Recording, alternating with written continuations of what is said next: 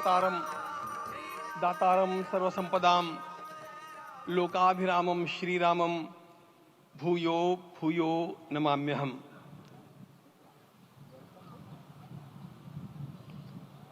आज अंतःकरण अत्यंत उल्लास से, समाधान से और कृतज्ञता से भरा हुआ है। हमारा संपूर्ण राष्ट्र और पूरा विश्व भी आज भगवान श्री राम की प्रतिष्ठा से आलोकित होने का पर्व आरंभ हो चुका है। यह केवल एक मंदिर में एक मूर्ति की प्रतिष्ठा नहीं है, यह इस देश की अस्मिता, इस देश का स्वाभिमान और इस देश का आत्मविश्वास, इसकी प्रतीक्षा है। 500 वर्षों की प्रतीक्षा के पश्चात यह संभव हो सका। इसके जो अनेक कारण हैं, उनके ऊपर तो आलोक हमारे सारे सम्माननीय अभ्यागत डालेंगे ही। मैं केवल एक काम के लिए यहां पर खड़ा हूं, छोटा सा काम। कारण तो अनेक होते हैं, लेकिन अनेक कारण मिलते मिलते आखिर वे एक विशिष्ट स्तर तक पहुंच जाते हैं और उस स्तर पर कोई महापुरुष हम लोगों को उपलब्ध होता है और उस विभूति के कारण युग परिवर्तित हो जाता है।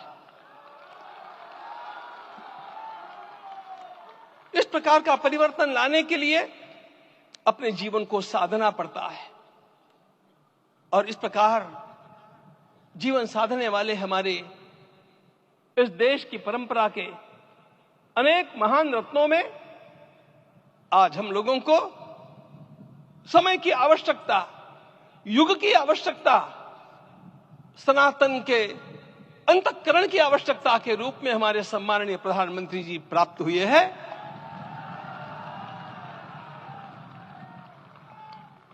यह केवल इस देश का नहीं, यह संपूर्ण विश्व का सौभाग्य है कि आज एक ऐसा राजदर्शी हम लोगों को प्राप्त हुआ।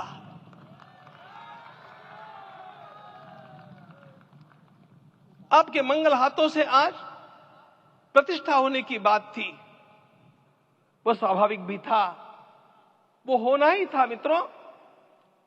लेकिन मुझे इस बात का आश्चर्य हुआ जब मुझे लगभग 20 दिन पूर्व समाचार मिले कि माननीय प्रधानमंत्री जी को इस प्रतिष्ठा के लिए स्वयं अपने लिए क्या क्या अनुष्ठान करके सिद्ध करना चाहिए, स्वयं को उसकी नियमावली आप लिख करके भेजें।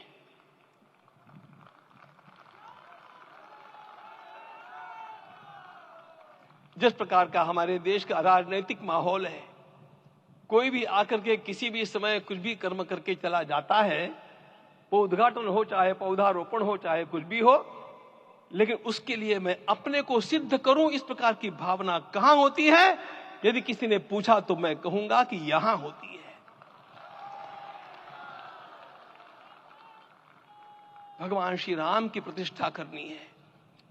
भारतीय जीवनादर्शों के सर्वोच्च आदर्श भगवान श्री राम है और इन समस्त जीवनादर्शों की प्रतिष्ठा करने के समान ही यहां की प्रतिष्ठा रही है।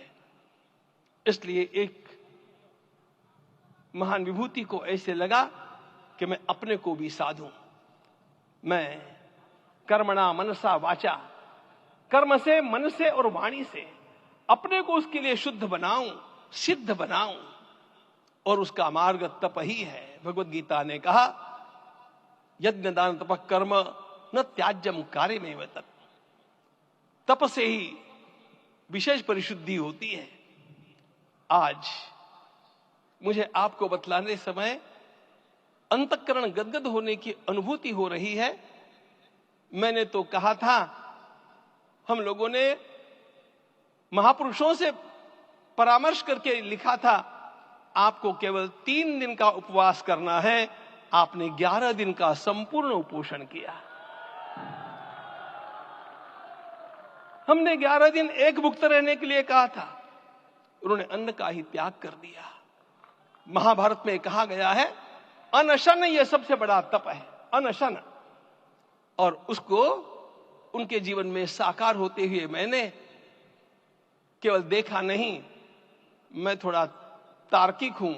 आपकी परम पूजनीय माता जी से मिलकर के मैंने उसको रिकन्फर्म भी किया था कि आपका ये अभ्यास 40 वर्षों का है। ऐसा तपस्वी कोई राष्ट्रीय नेता प्राप्त होना यह सामान्य बात नहीं है। वे इन दिनों में हमने कहा था कि आपको विदेश प्रवास नहीं करना चाहिए, क्योंकि सांसर्गिक दोष भी आते हैं। विदेश प्रवास टाल दिया सांसर्गिक देशों के इस दोषों की संभावना के कारण, लेकिन दिव्य देशों का प्रवास ऐसा किया। नासिक से आरंभ किया, गुरुवायूर गए, श्रीरंगम गए, रामेश्वरम गए। इन सारे स्थानों पर जाकर के वहां के परमाणुओं को लेकर के और पूरी भारत माता के हर कोनों में जाकर के मानो वे निमंत्रण दे रहे थे कि आइए दिव्य आत्माओं, अयोध्या पधारिए और हमारे राष्ट्र को महान बनाने के लिए आशीर्वाद दीजिए।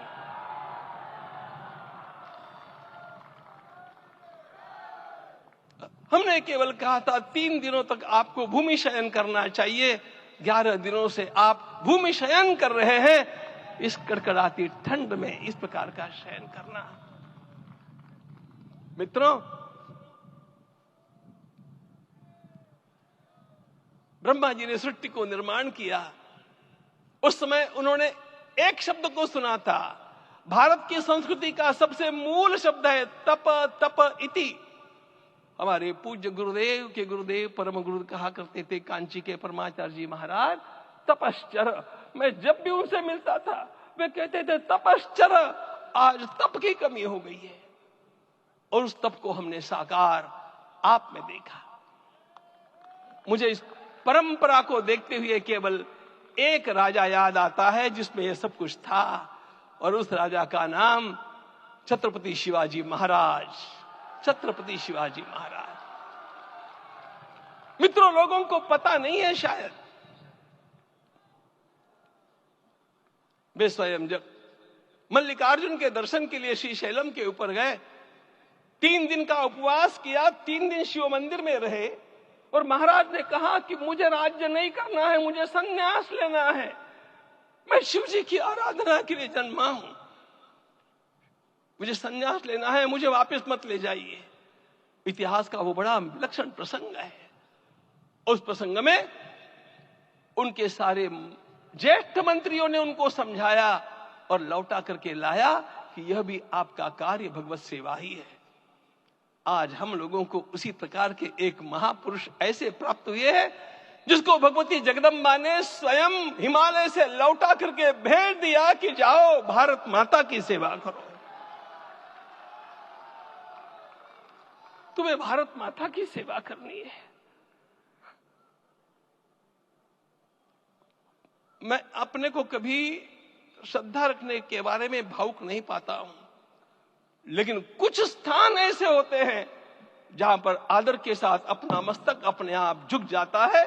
ऐसा एक स्थान हम लोगों को उच्च पदस्थ इस राजर्षि ने जब दिखाया तो मुझे छत्रपति शिवाजी महाराज के गुरु समर्थ रामदास स्वामी महाराज की याद आ गई। उन्होंने शिवाजी का वर्णन किया, निश्चयाचा महामेरु, निश्चयाचा महामेरु, बहुत जनासी आधारू, अखंड स्थितिता निर्धारू, श्रीमंत योगी, श्रीमंत योगी, श्रीमंत योगी। हम लोगों को आज एक श्रीमंत योगी प्राप्त हुआ। आज मैं यहां पर केवल इसलिए खड़ा हूं कि इतने तपस्या के पश्चात इन सारे महात्माओं की अनुमति लेकर के और उनके आशीर्वाद लेकर के उनका यह तप पूर्ण करने के लिए, उसकी सांगता के लिए उनको चरणामृत दिया जा रहा है। आप सबकी सहमति हो तो आप सब लोग ओंकार का घोष करके मुझे सहमति दें।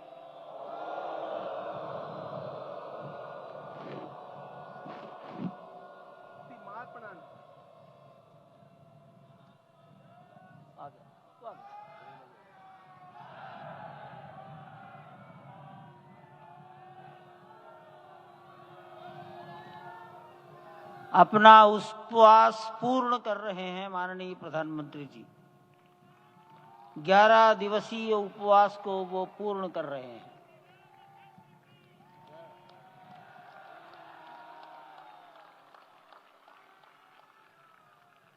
मैं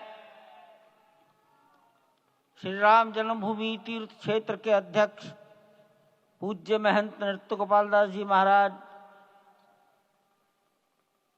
मणि